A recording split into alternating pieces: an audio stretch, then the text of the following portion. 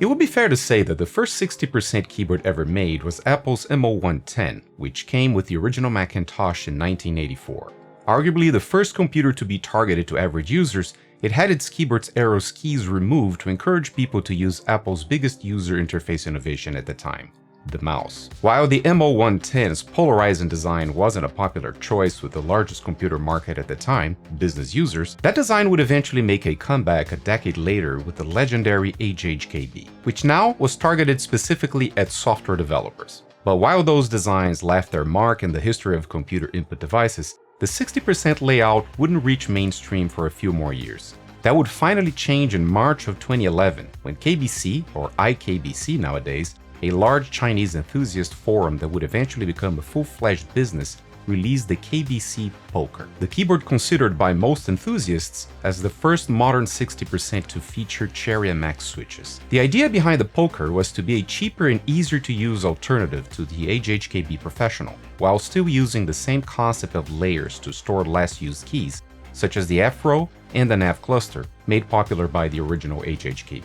Instead of the HHKB's non-standard layout, the Poker would offer the same ANSI or ISO layouts most users were already accustomed to at that point. And instead of expensive Topro electrocapacitive switches, the Poker would have Cherry MX electromechanical ones, which were not only cheaper, but also the switches that were quickly becoming a favorite with South Korean StarCraft players and their Philco Magistouch keyboards at the time. And the rest, as they say, is history.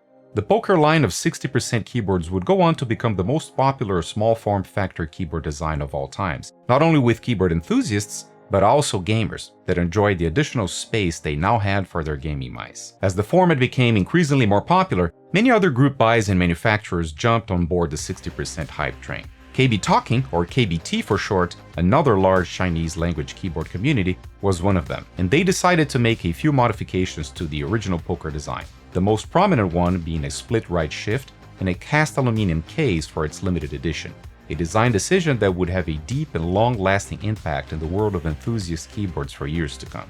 And thus, the KBTalking Pure and Pure Limited Edition were born, released in August 2011 and June 2012 respectively. And, just like the Poker, both were also manufactured by Vortex in Taiwan. So today, we're going to revisit the limited edition aluminum Pure, the first production 60% keyboard to come enclosed in metal. It would also be my first modern mechanical keyboard that I bought from mechanicalkeyboards.com in early 2013, sending me into one of the deepest rabbit holes of the hobby I ever had since then.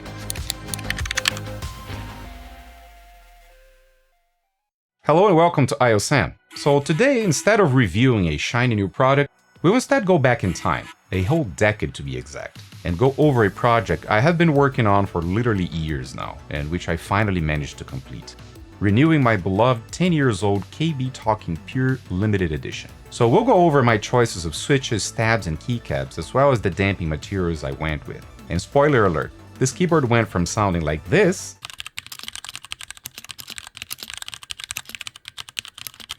to this.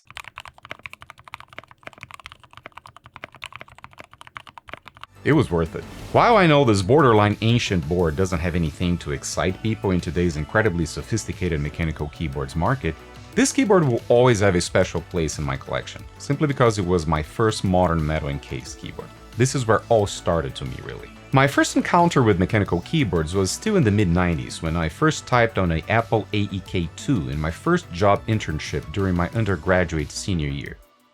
I mean, technically my first mechanical keyboard encounter was with the IBM Model M a few years before that, but I don't want to get into the argument of buckling springs being considered mechanical or not. Let's just leave that for another day. And while I loved every second of those damped cream Alp switches, I was a proficient typist at the time, simply because I loved the way that keyboard felt and sounded. I could not even dream about buying one of those insanely expensive Apple or IBM boards. So for most of the 90s and 2000s, I did what basically everybody did at the time. I relented and used rubber domes. When I started to have some discretionary income in the 2000s, I even splurged into Logitech, Microsoft, and Razer's line of membrane keyboards, which were okay for what they were. But the memories of Alps and IBM buckling springs never faded. It would still take me almost another decade, though, for me to finally pull the trigger on my first mechanical keyboard. And when I did it in style. Or at least what I thought it was in style at the time. I got a metal keyboard. It was hilarious to see the look on people's face in 2013 when they came into my room and saw that tiny metal keyboard that weighed a ton and cost me $168 US in 2013 money, no less. Seriously, people thought I had lost my mind. Keyboards were an afterthought for 99.99% of people back then. The kind of stuff you'd just pay 12 bucks on fries and call it a day. And not only that, I kept buying more. The second one was a Cooler Master Storm Quickfire Rapid I used at work, and not too long after, a Philco Magistouch, and it didn't stop ever since.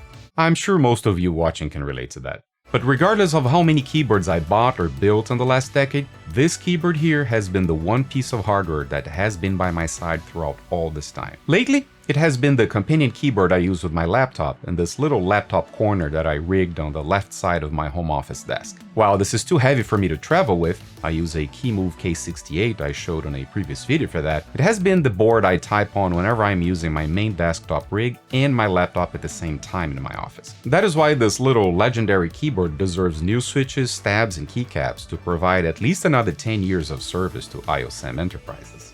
As a keyboard acquired over 10 years ago, I obviously bought this one with my own money, so no disclaimers needed here. Although I'd like to give a shout out to mechanicalkeyboards.com, the people who sold me this Vortex board all those years ago, and the folks I have continued to buy from since then. They're good people and have always treated me right. They also happen to be Vortex main reseller in the US to this day, so you should definitely check them out if you're in the market for one of Vortex's recent models. And no, I'm not paid by either mechanicalkeyboards.com nor by Vortex to say any of this. I just find them to be good guys. That's all. At any rate, there will be some affiliate links for other products, tools, and parts from multiple vendors that I use on this video, some of which were sent to me free of cost for review, and those links will help to support this channel without any additional cost to you if you decide to use them. So there's that. While this video is not a review, let me just quickly go through the Vortex Pure Limited Edition main specs and features so you know what we're dealing with here. Starting with the layout, my copy came in ANSI, with a split right shift. At the time I was still using ISO, having lived most of my life in South America and Europe until then. ISO was the standard option, of course. But, as I would later realize, insisting on ISO while trying to customize mechanical keyboards was a frustrating and expensive proposition, so I relented. ANSI it was. Now here at least I had the tilde key easily accessible on the first layer on the side of the right shift key, which was far more convenient for typing in Portuguese and Spanish, for example, than having to access it on the second layer under the escape key, as was the case with the first poker. And the second layer of the Pure was also a big improvement over the poker in my opinion. Stuff like having the home and end keys on the angled brackets instead of the square ones, or having delete under backspace instead of slash, made much more sense to me. Although having the arrows on OK, L, and semicolon instead of WASD wasn't as popular. At least the Pure kept the most popular trick of the poker, shifting and locking the Alt, Windows, Control, and right shift keys into arrows when you press the space bar while holding the FN key. On the Pure, you'd even get some additional LEDs lighting up to indicate that mode, which is great. The second layer also had all sorts of modes you could toggle, such as disabling the Windows key, switching backspace into delete, or even toggling on the second layer, which would light up the LED of the FN key to indicate that mode. Another thing the Pure gave you was dip switches in the bottom to allow you to go crazy with stuff like swapping caps lock with Control, Windows with Alt for Mac users, Alt with FN, and Windows and FN. This level of customization was basically unheard of at that time. The PCB and its mounting points were the biggest innovation of the poker, and were kept in place on the Pure, except that the Pure added another mounting point between the G and H keys, which at the time was supposed to add more support for the PCB. Yeah, PCB flex wasn't a thing back then. No one wanted flex of any kind in their fancy new keyboards. You could get all the flex in the world on your plastic G80s if you cared about that. But here, people wanted a heavy and stiff metal keyboard that could basically be used as a weapon. So in the end, the extra mounting point of the Pure ended up becoming popular in pretty much all 60% that would come after it for years to come. Until recently, when custom 60% cases started to remove them, or at least make them optional for those who prefer to have their PCBs flexing. The controller was an 8-bit Vortex chip, which is still a competent keyboard MCU even for today's standards. While RGB was not a thing back then, you could get the Pure with and without backlighting. And the difference here would be if your board came with regular monochromatic LEDs already soldered in or not. But the PCB was exactly the same in both models. Mine originally came in green, but I believe you could also get it in blue or red at the time. Oh, and one thing the Pure did right even for today's standards, was switch orientation, which was south-facing, as it was already the standard in Cherry-made keyboards anyway. Although the Pure came with OEM caps, because adding the LEDs here would indeed prevent you from using Cherry profile since they would clash with the caps. But if you got the non-backlit version at the time, you could replace the keycaps for Cherry ones and you'd have no interference problems. If you like mechanical keyboards and DIY electronics, did you know you can design your own keyboard and then have it manufactured for you? Be it a single prototype or hundreds of units for your next group buy, PCBWay can help you throughout this whole process. They offer all the services you need, such as PCB prototyping, manufacturing, and assembly, as well as plate and case CNC machining, injection molding, or 3D printing. PCBWay is the leading one-stop shop solution that offers you fast turnaround times, all the latest tech in PCB fabrication, an easy-to-use interface to submit your designs, and a team of experts to help you during the whole process. Oh, and remember to check their Mechanical Keyboards shared projects page with dozens of ideas for keyboards and parts you can build for yourself or use as inspiration for your next original design. Check the video description below for more information and for $5 off your first order with PCBWay.com. In 2011, you had basically one brand name of mechanical keyboard switches to choose: Cherry. I mean, I'm sure Gateron, KO, and Ultimo were already around back then, but at least here in the West, I doubt anyone had ever heard of them. Besides, back then, Cherry's patent on the MX switch design were still valid and very much enforced, which would continue to be the case until 2014. So, unless you were in Asia, where you could find bootleg MX switches if you looked hard enough, here in the West side it was far more difficult. But regardless, at that time, Cherry is what you wanted anyway. No one knew that a mechanical switch could be any better than what Cherry, the inventors of the MX switch themselves, could make, right? Whatever the case, Cherry MX is what you got if you bought a KBC Poker or a KBT Pure back in those days.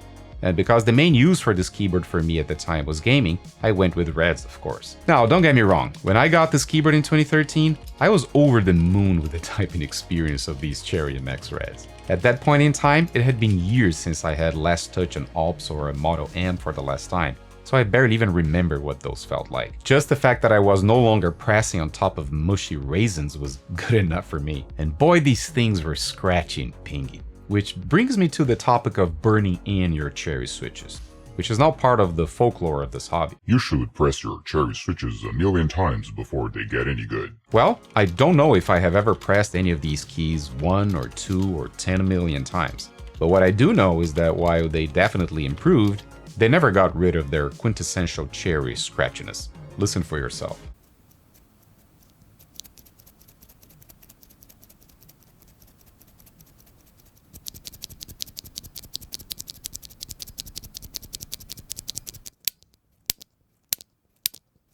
Vintage Cherry MX Blacks? These are not. Now, I'm convinced that Cherry has improved their materials and molds a lot since then. At least in my experience, Hyperglides, while not my favorite switches, feel far superior than these 2011 Cherries. And now there are even newer MX2A switches that I've yet to try out, but which I'm sure will feel even better. So I'm not here saying that if you buy Cherry switches today, they will feel like these. But it goes to show that burn-in can only take a mediocre switch so far. Another thing the Pure did right for today's standards was to be plateless. But before people get too excited about that, being plateless at the time had nothing to do with flex.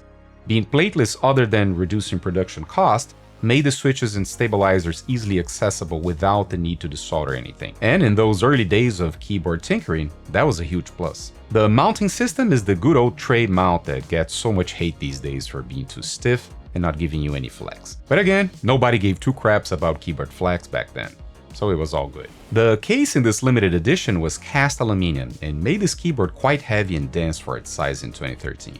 I remember picking this up for the first time, and other than a big Moto M, I don't think I had ever held such a heavy keyboard in my entire life at that time. The finish was pretty rough for today's standards. It had machining marks everywhere, and the anodization was super grainy and would be unacceptable in any entry-level board today. But back then, the novelty of a metal keyboard case, even with rough and tough levels of finish, was just too exciting to pass. And our expectations for machining quality were basically nil. Now, one thing this case had, which was considered super cool back then, and which is a no-no on the enthusiast scene these days, was the lack of any bezels of any kind. That, with a lack of plate, meant one thing: naked switches, baby. And boy, were people excited about seeing, and more importantly, showing off and hearing their fancy Cherry MX switches at the time.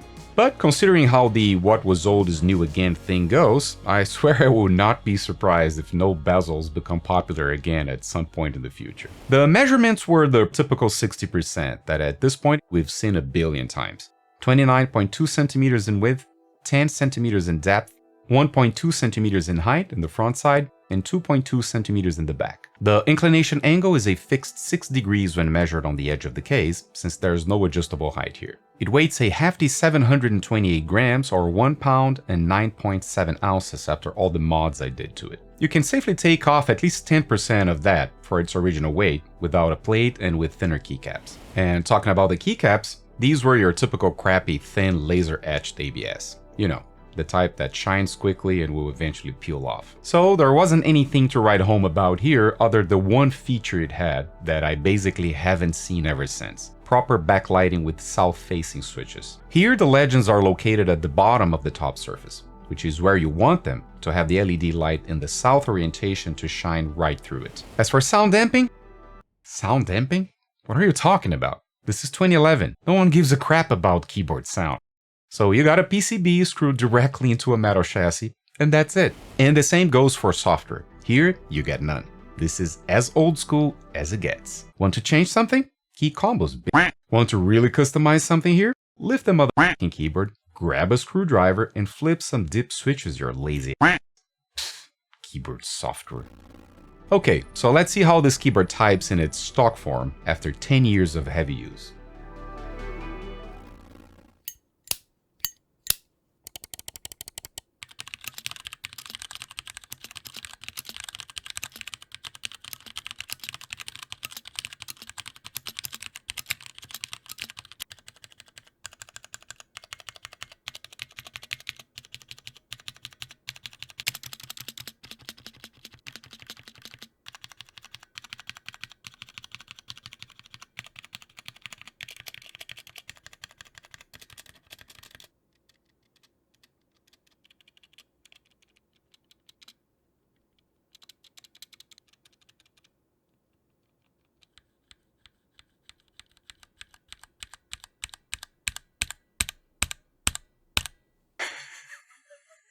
I know.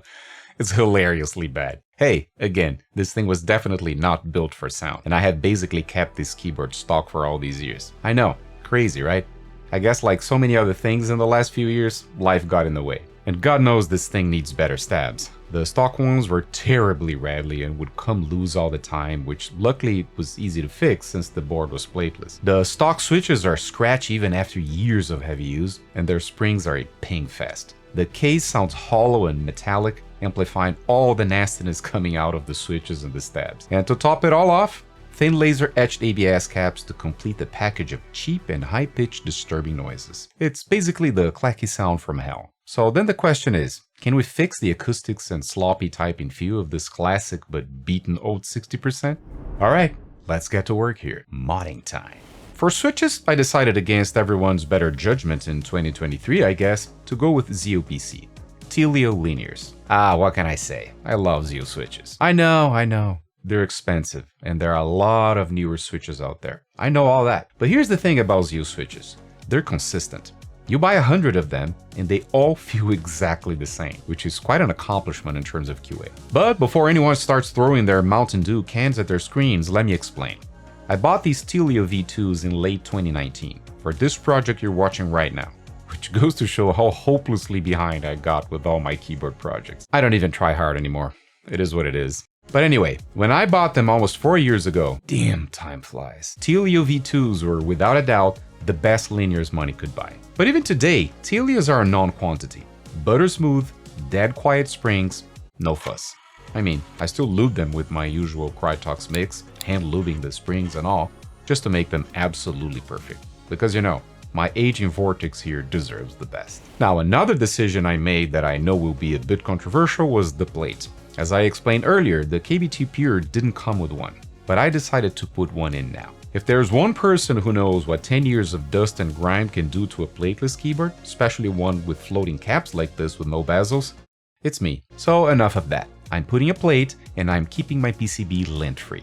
Besides, it's not like being plateless gave this board any flexibility anyway. As we'll see later, the PCB is basically bolted to metal ridges. This is not a plateless ARC60. Initially, I wanted to use a brushed aluminum plate to go along with the silver anodization of this case. And for that, I was going to use a KBT fans one I bought in early 2020 for this project. But because of a razor-thin bridge between the side screw hole and a cutout, that plate broke before I even got started. So I decided to go with something stronger, a lot stronger, carbon fiber stronger. It wasn't cheap, $45 at the time from 1UP keyboards. But then again, I'm rebuilding this keyboard to outlast me. So in that sense, it was worth it. The keycaps were the most difficult choice to make here. Initially, I really wanted to keep the 2013 spirit and go with backlit keycaps. But despite all these years, no one has ever come up with backlit keycaps with legends on the bottom that could be used with south-facing switches, such as the original caps that came with the Pure. Seriously, I had been looking for a quality replacement for these stock keycaps basically ever since I bought this keyboard, and I could never find a set. I don't know what keycaps manufacturers are thinking to not have a product like this in the market already. Anyway, the original caps were laser-etched thin ABS. They're old, shiny, low quality, and are starting to peel off. Honestly, they lasted far longer than I thought they would. The first thing I knew is that I needed it to be OEM profile or similar because I wanted to keep the LEDs, so cherry was out. For backlighting on a south-facing configuration, my first try was with side-lit caps, but even these are difficult to find. There's basically one style you can find from YMDK and NPKC on Amazon Drop and elsewhere. An OEM set that has these 80s Aliens movie-inspired stencil fonts, which I could live with. The quality is not half bad. It's not thick PBT, but it is still PBT, which I wanted in this case. But then I couldn't find a kit that came with a 1.75 units shift because these cheap PBT sets, until very recently, would only come in a 104 key set for full-size boards. I even bought some 1.75 unit shift keys from Taihao, but then they wouldn't have the side-lit legends. So in the end, I gave up the idea of keeping this board with backlit caps. The solution was to go back to one of my favorite tall profiles, Cat. Luckily, I had bought this black on white Cat set on a crazy good end-of-year deal from KBT fans a year ago, which was perfect for this project. The legends are centered and large, and the white thick PBT still lets plenty of light to bleed through, illuminating the black legends well enough for me to be able to see them in complete darkness if I want to. It ended up looking nicer than I thought, like tiny Toronagashi lamps. For the stabs, I went with what have been arguably the best stabs in the business for the last year and a half, TX stabs. The ones I got here were from the early batches that only came in clip-on style, but that's fine, since they come with little pieces of plastic that work as a locking mechanism. These clip-on stabs are not coming loose. I also lube them with my usual Krytox mix on the housings and stamps and XHT BDZ on the wires. Standard procedure here. While this keyboard was definitely not designed for sound, as I believe we have already established, that doesn't mean we can't fix that. So I'm using an extra thin 2mm Poron sheet for the case to kill the reverb and KBT fans self-adhesive PE foam switch pads. I'd say this is the perfect type of project for which PE foam pads were made for, to dramatically improve the sound of a keyboard that basically has no business sounding any good. The disassembly couldn't be any easier. Remove the keycaps and 6 screws to remove the PCB, and that's it. Simplicity was the name of the game here, which might be one more reason why this design became a standard. Here you notice that I placed some electrical tape on the screw post many years ago because I was having some weird shorts that were causing all sorts of key chatter and other annoying problems. So I isolated the PCB from the case, as well as placed some electrical tape under the stabilizer's wires, since I suspected those were touching some PCB traces somewhere. I don't know which of the two hacks worked, but one of them did, since that stopped the problem. Then it was the very long desoldering session. And here I had not only the switches, but also the LEDs to desolder. Thank goodness for Hakko's FR301 desoldering gun. I would never have the patience to desolder all this with a manual vacuum pump. Once I was done, I cleaned up the PCB from all the dust and gunk accumulated in the last 10 years, and it was nice to finally see this PCB looking like new again. The rebuild process started with installing the lubed stabs on the PCB. I also added some Poron spacers between the wires and PCB to ensure they didn't touch. Then it was time to apply the switch pads.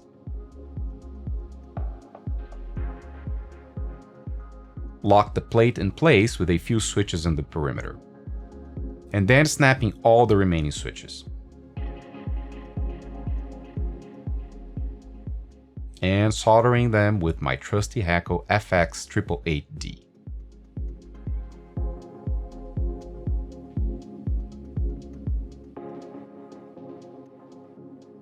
Once I was done with the switches, it was time to solder the LEDs.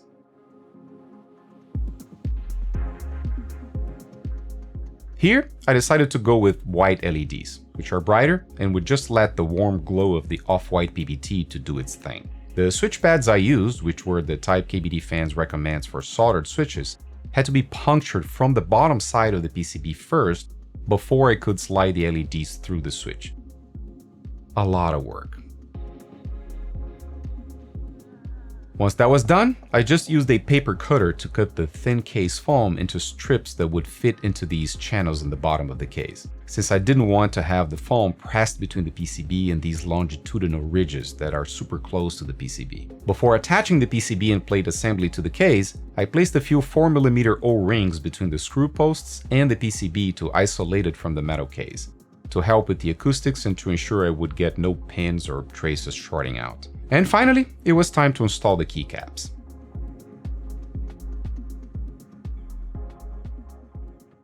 And here we have it, this 2011 model, slightly modernized for 2024 and beyond.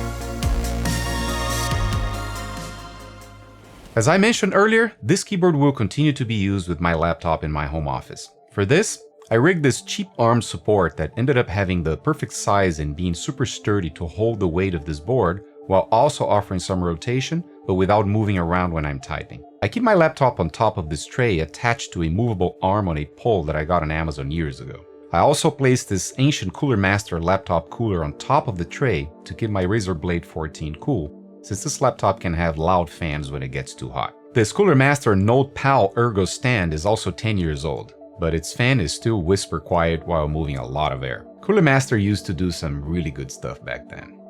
And because I'm a bit obsessed with good lighting in my setup, I decided to try BenQ's new light bar designed specifically for laptops. I have been using their regular desktop screen bar plus that I showed on my home setup upgrades video here in the channel a while ago, and I love that thing. I cannot imagine my home setup without it. So when BenQ offered me the chance to review their new laptop bar, I couldn't resist.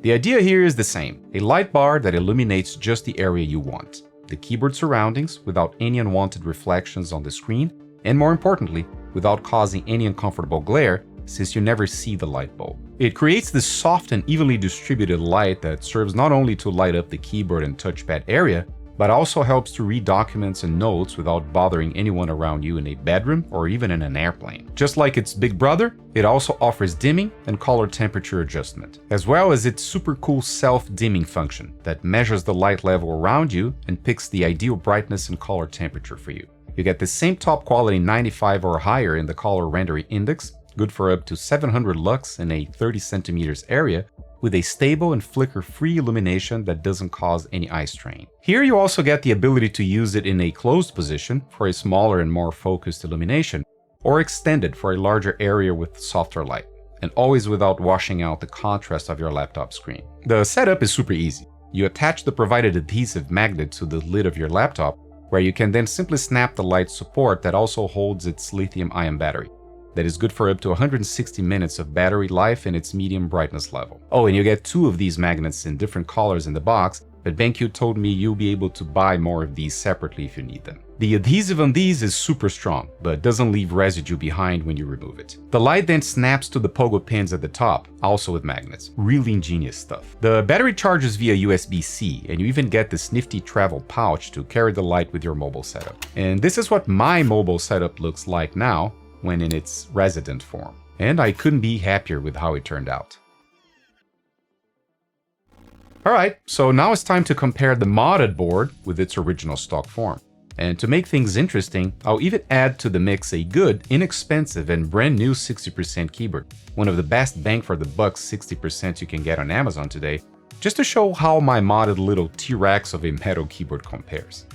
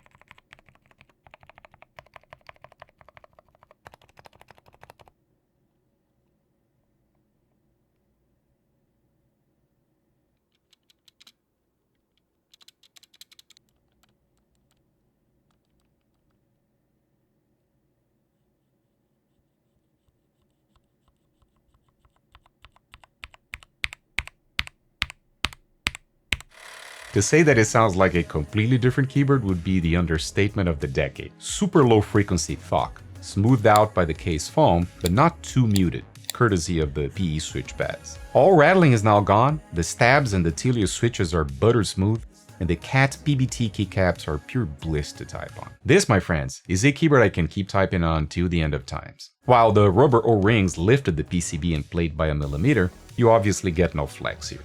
Which is not a problem for me anyway, especially for the type of setup I have here, where the keyboard is suspended. And while the wireless KeyMove Snow Fox DK61 for $69 is a great bargain for a 60%, that sounds as good as a plastic production small keyboard can sound out of the box, my ancient Vortex KBT Pure with Telio switches, TX stabs, and carbon fiber plate still sounds like a far more expensive and exclusive keyboard, of course. The power of DIY elbow grease cannot be underestimated, my friends. So, was it worth to invest all this time in premium replacement parts for this ancient little 60%? Hell yeah, I love this thing. Obviously, since 2011, Vortex went on to become one of the premier brands of enthusiast mechanical keyboards since they first came out with the KBT Pure line. Vortex today has been on a roll, releasing some of the most interesting retro-inspired keyboard collections of all time, such as their ultra-cool IBM PC Junior inspired PC66 that I'll be reviewing here in the channel soon, as well as their renditions of the Apple M0110 and the IBM Model M SSK. And yeah, they have other non-retro designs as well, such as their classic Multics line and the Hellcat, created in partnership with Mito. Yes, that legendary Mito. This project also serves another purpose, to show that it doesn't matter how old or rattly your keyboard is, there's always a way to make them feel and sound like $1,000,000. While this was my first metal encased modern mechanical keyboard, it will also be the one that will ride with me all the way into the sunset. And that, my friends, is priceless. Hey, I hope you guys enjoyed this personal journey to rebuild this little piece of keyboard history that holds so much emotional value to me. And if you enjoy this type of long-form keyboards and other peripherals reviews and DIY projects, why not subscribe? I don't post videos all the time, but when I do, you can bet there is a lot of care put into them. As usual, comments are appreciated and questions shall be answered below. And if you want to check the rest of my home setup, check out this video over here. Or click here to watch my review of not only a modern 60%, but possibly the best 60% you can buy in 2024. Thanks for watching, and see you all soon.